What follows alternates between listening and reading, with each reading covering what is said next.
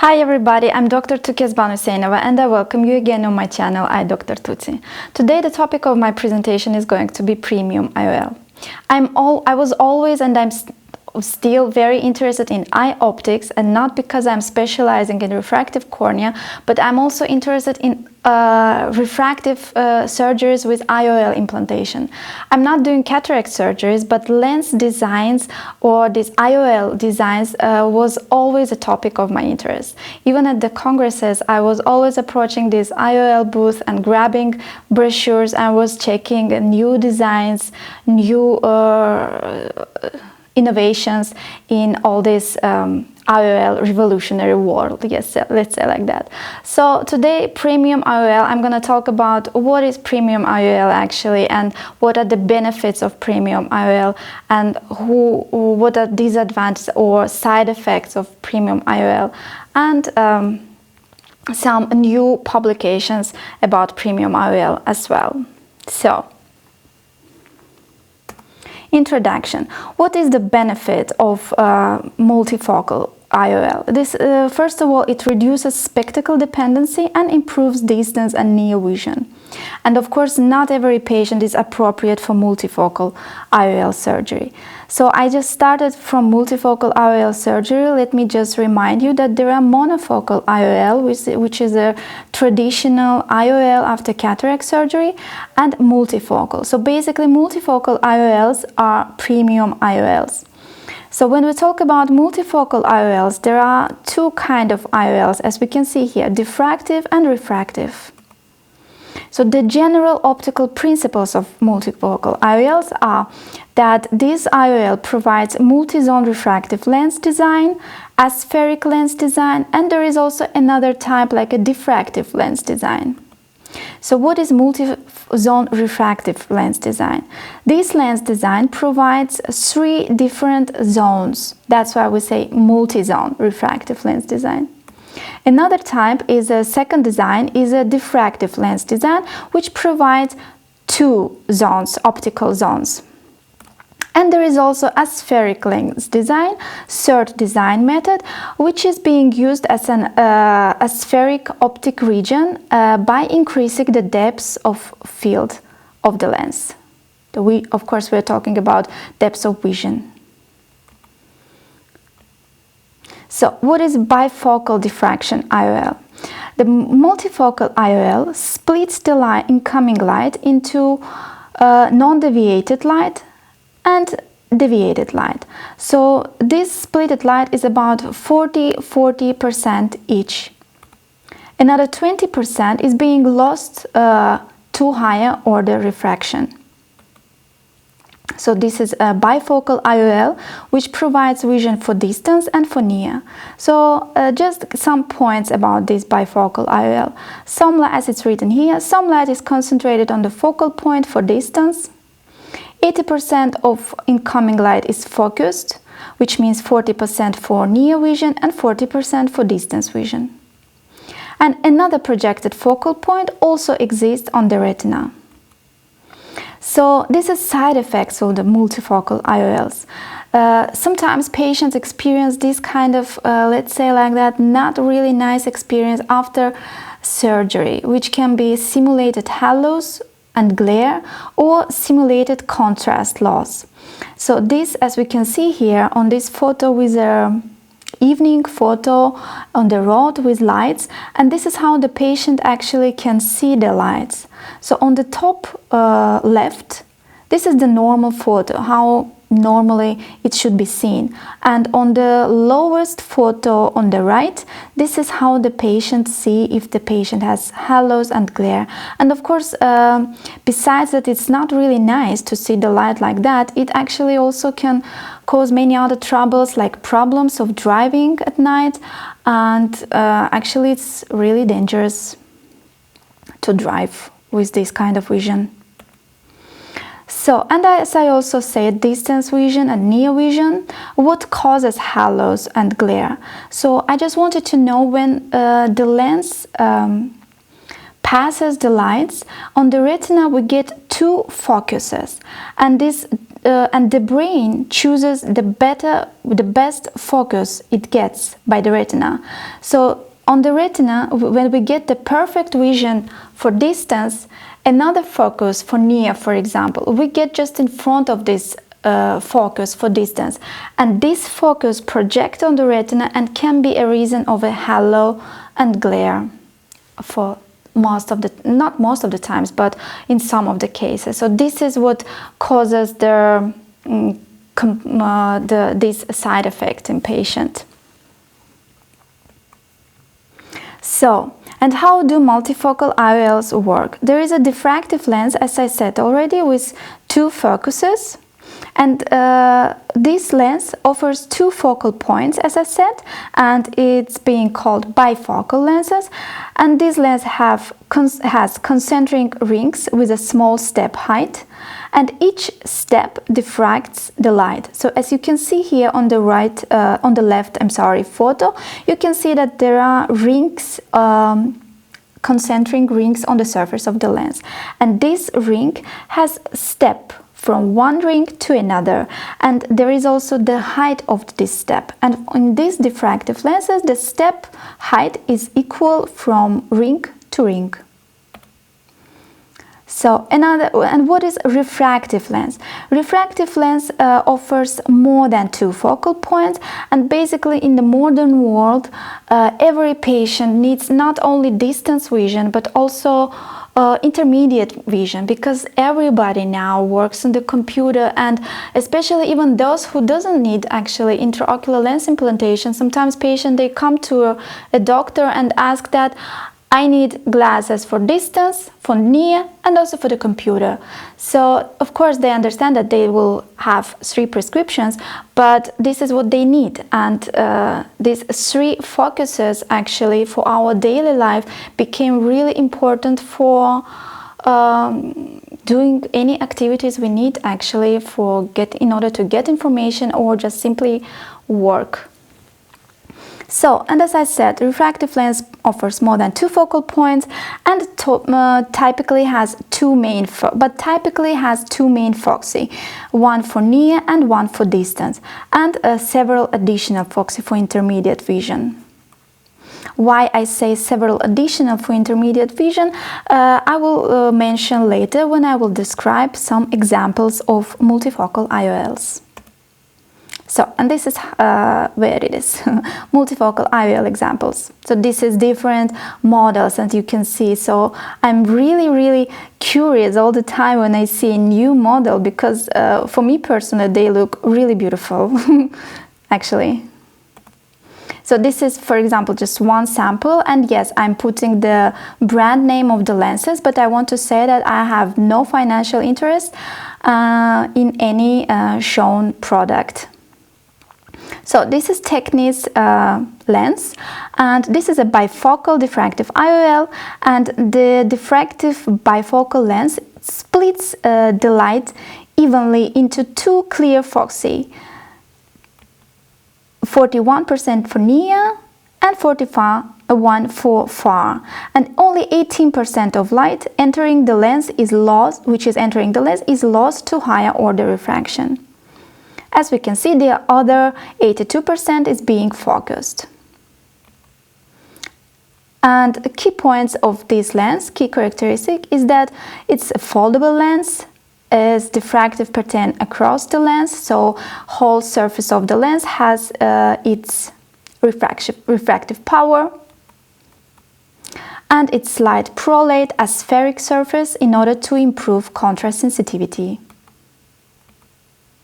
And excellent PCR performance, posterior capsular opacification, which is also one of the problems after intraocular lens implantation surgery.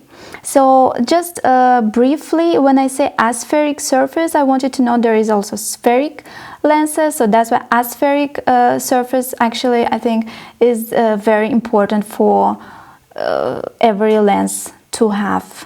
I had once the discussion with my dear professor about that, and he said actually that every lens should be aspheric, and every aspheric lens should be implanted in the eye. Well, of course, there are also many other characteristics which should be considered. Another sample is Carl Zeiss Meditech. So here they say that 100% of light is being focused. For near 35% and 65% for far.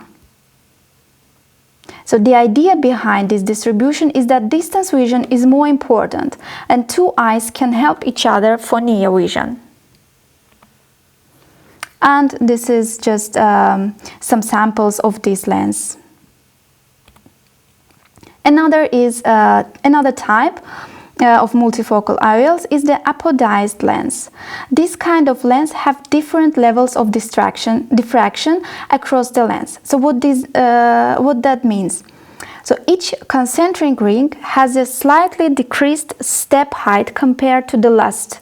As I mentioned before, every ring has some step from another one. So like the height of the step was similar, for example, in another lenses which I was mentioning previously. But this specific lens, it has difference in height of these steps.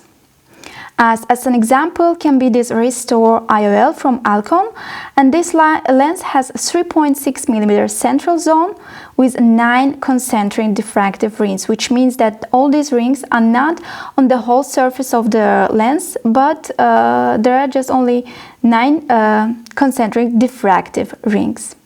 I mean, these rings are not on the whole surface of the lens, and this provides a smooth transition between near and far vision and also reach the pupil size. For example, at night when the patient is driving, the pupil dilates and provides the focused vision at distance for more distance dominance across the lens.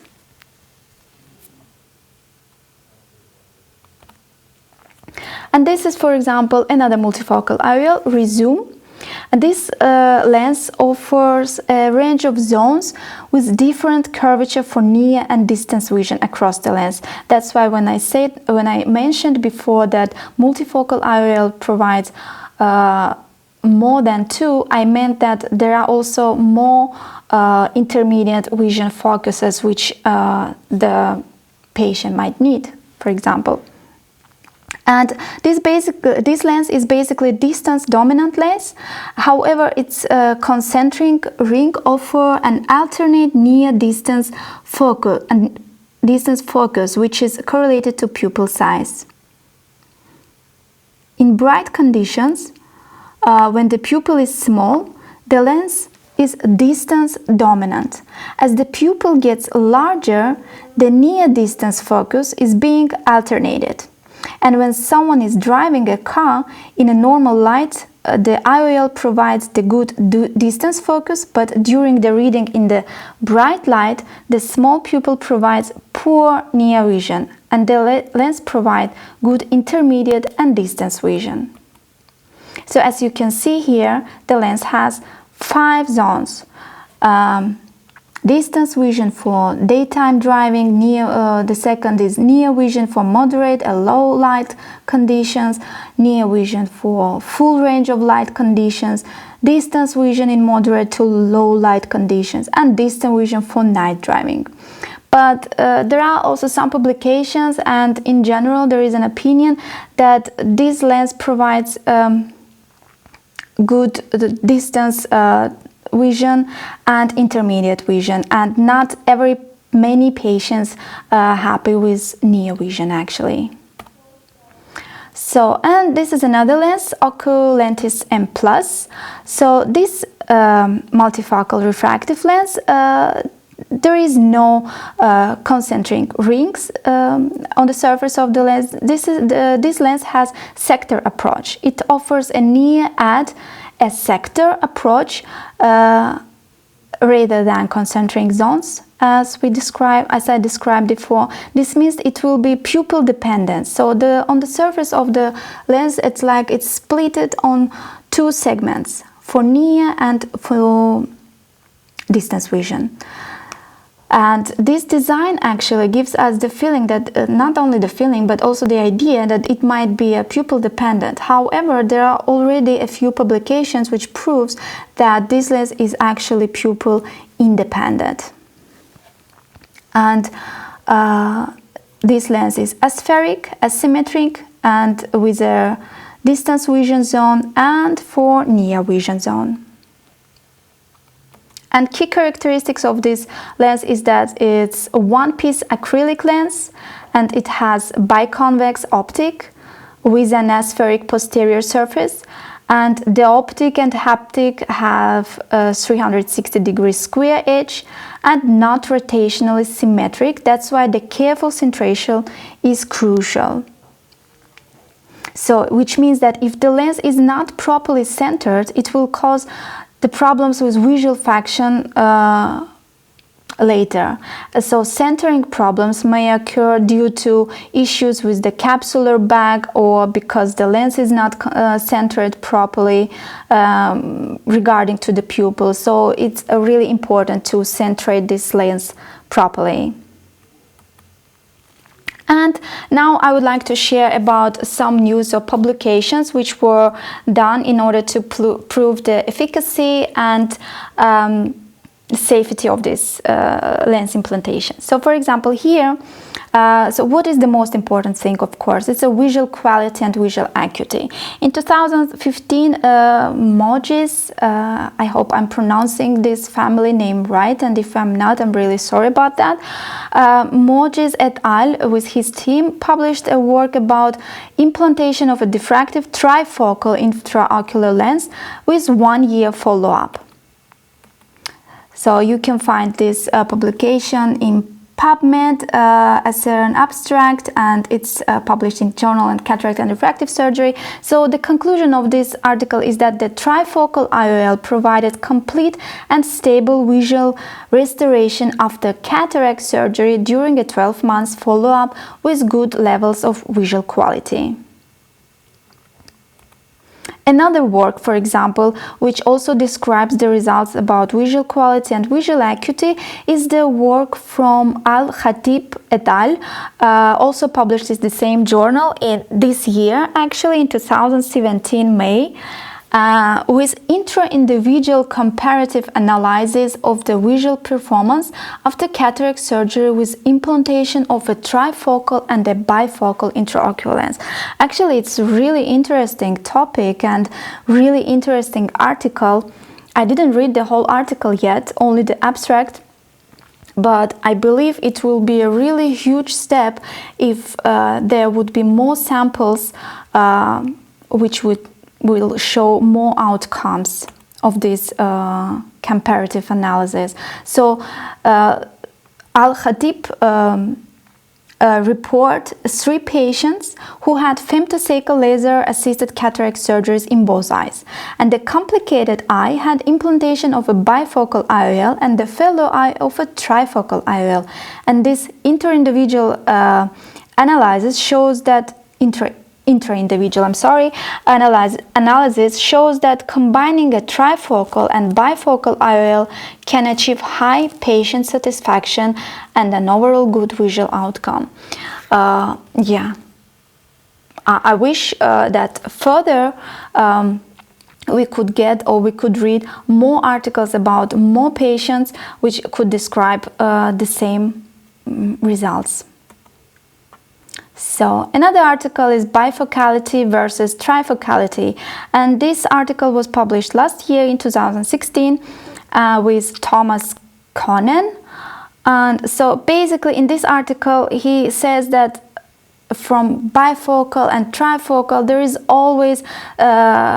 are always patients with some complaints, and some patients who get really perfect results, and some patients who still complain about contrast sensitivity and unwanted visual phenomena. So that's why I think there still should be more and more innovations in the design of multifocal IOLs in order to get great and perfect outcomes and to decrease maximum their side effects. So in order to make the more patients happy as much as possible. And of course, references about patient dissatisfaction. So for example, in the article of De Vries et al., also from Journal Cataract and Refractive Surgery, there is a dissatisfaction after implantation of multifocal intraocular lenses. So main symptom, as you can see here, main symptoms are unsatisfactory visual acuity, and it made 95% of all complaints, halo and glare, which made 38% of all complaints, and patients who has both of these kind of complaints were 33%. And primary causes is ametropia or astigmatism, which the patient had previously. Large pupil size, for example, may be a reason of this side effect later, or after surgery, PCO formation and decentration, of course, also is one of those reasons. So what is important with multifocal IOL implantation? First of all, we have to know that the most important thing is patient selection. Of course, not everybody not everybody may have the surgery of multifocal implantation, multifocal lens implantation. That's why it's very crucial to know which patient you have to offer it. So inclusion criteria: the patients with a strong desire to be spectacle independent and less spectacle dependent. And of course, patients with binocular implantation should be considered. You cannot implant in one eye multifocal IOL and in another one just monofocal. So it's if you want to get a really proper result, then both eyes have to be implanted with multifocal IOL. An exclusion criteria is a nighttime or professional drivers, as I already shown you the photo with their night lights and evening lights, when it can bring actually really big problems during driving, and it's just really dangerous. Overcritical patients, it's always actually good to define a really critical patient, because from their, I think from the way how they ask questions, the doctor can already estimate is it overcritical patients or not. Or patients, for example, who come already with a huge information from internet, they read there, and without being a doctor and reading a lot of information from internet as a patient, I think it is too much and complicated for both, I think, for patients and for a doctor. So that's why doctors have to avoid overcritical patients when he considers a multifocal IOL implantation. And the last is patients with diabetic retinopathy or glaucoma, of course, they don't have to be, they should not be in the list of multifocal IOL implantation patients. So there are also multifocal IOLs alternatives. You can just make monovision by correction with any kind of methods from refractive surgeries. Accommodating IOLs are also one of the options. And corneal approaches. So, what is monovision? Monovision, when you implant in one eye intraocular lens, for example, after cataract surgery, you implant one eye just monofocal IOL, and correct this for a distance. And we should know that this eye should be dominant eye. So when you consider the eye for distance correction with monofocal IOL implantation, you have to know that this eye should be a dominant eye. And later, after some time, you can implant another monofocal IOL to another non-dominant eye for near vision. And the difference between these two monofocal IOLs should be like 1.25 diopters, like myopic, of course. So this non-dominant eye after surgery should be 1.25 diopters more myopic than another dominant eye. And this is just some designs of accommodating IOLs, and the accommodating IOLs work by the optic shift principle, and the contraction of ciliary body should result in forward movement of the optic to allow for near vision. However, at the moment there is a little proof that the current accommodative IOLs have relevant movement actually, but the designs are really beautiful, as I said.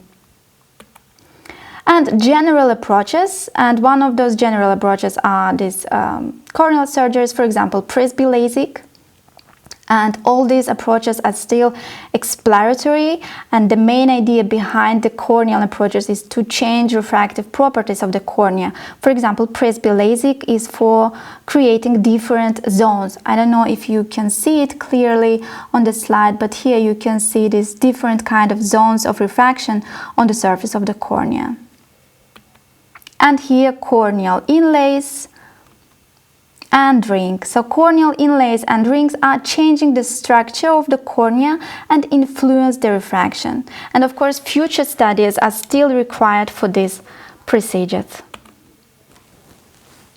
This was all about premium IOLs and general information. I hope you find it informative, and after this presentation you will have kind of a picture about premium IOLs already. Later I will talk about more specific topics related to IOLs, and in general I will make also a presentation about the eye optics. So subscribe to my channel and keep yourself updated. Thank you for watching this video. I'm wishing you a good day. Bye.